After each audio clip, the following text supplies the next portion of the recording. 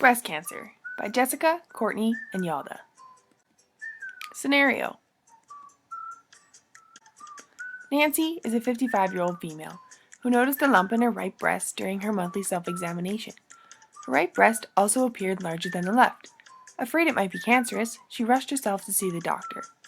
During the examination, the doctor confirmed the presence of a lump that was hard, immovable, and tender when palpated. The doctor recommended further testing to fully evaluate the situation. So what is breast cancer? Breast cancer is a malignant tumor that originated in the cells of the breast. The malignant tumor could invade the nearby tissues or spread to other parts of the body. The major site of most breast cancers are in the upper outer quadrant. In order to understand the physiology of breast cancer, it is essential to understand normal physiology. The breast is composed of three main types of tissue: adipose tissue, fibrous tissue such as Cooper's ligaments for attachment and support, and glandular tissue such as alveoli that produces the milk. Once the milk is made, it gets filtered to the lactiferous ducts and accumulates at the lactiferous sinus, where it waits to be released for the baby. In normal cells, hundreds of genes intricately control the process of cell division. Normal growth requires a balance between the activity of genes that promote cell proliferation. For example, there are genes that control expression of HER2, estrogen, and progesterone protein receptors, and those that suppress it.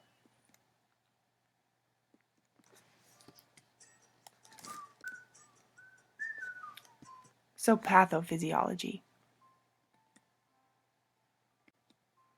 Cancer is a multi-step process. It occurs over time with multiple genetic mutations. Each change allows precancerous cells to acquire traits that together create the malignant cancer growth. These changes allow the cells to compete with increasing success against normal cells. For example, mutated p53 proteins cannot do its job, which is stop cell division and induce apoptosis. This will lead to increased series of mutations, which results in a lump that can be benign or malignant. Mutation in HER2 gene causes overexpression of the HER2 protein receptor, to which cell signaling is much stronger and results in an enhanced responsiveness to growth factors and malignant growth. Mutation in estrogen and progesterone hormone receptors also cause mutated cells to grow rapidly when estrogen and progesterone hormones bind. So signs and symptoms include changes in breast size and shape, mild to severe pain and/or itchiness, swelling of the lymph nodes due to the body's immune system trying to fight off the foreign lump in the breast tissue or in the axilla due to the accumulation of cells. So risk factors: being female, old age, risk of developing breast cancer increases after the age of 39. Family history: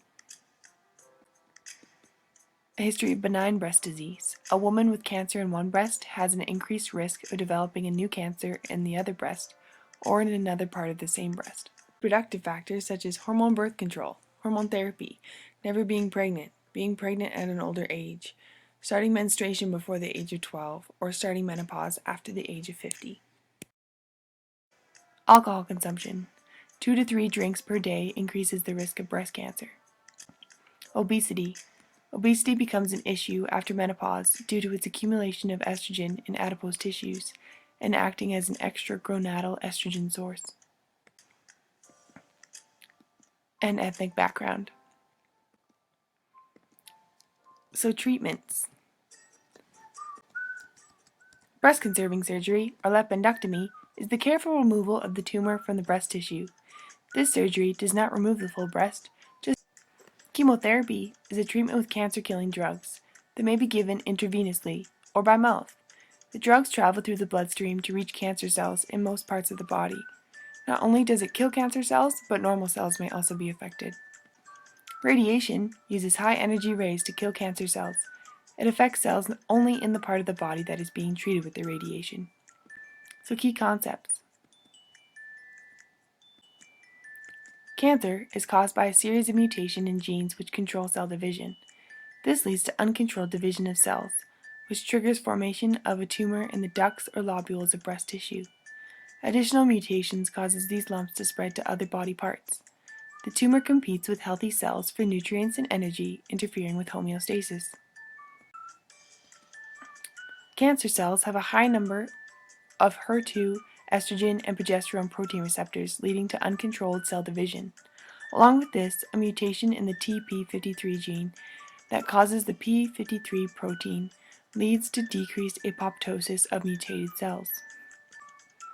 Progesterone, estrogen, and HER2 receptors are embedded into the cell membrane.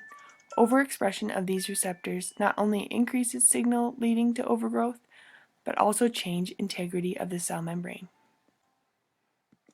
So, Nancy was diagnosed with early stages of breast cancer. She went through lipendectomy to remove the mass and is expected to make a full recovery. Thanks for watching.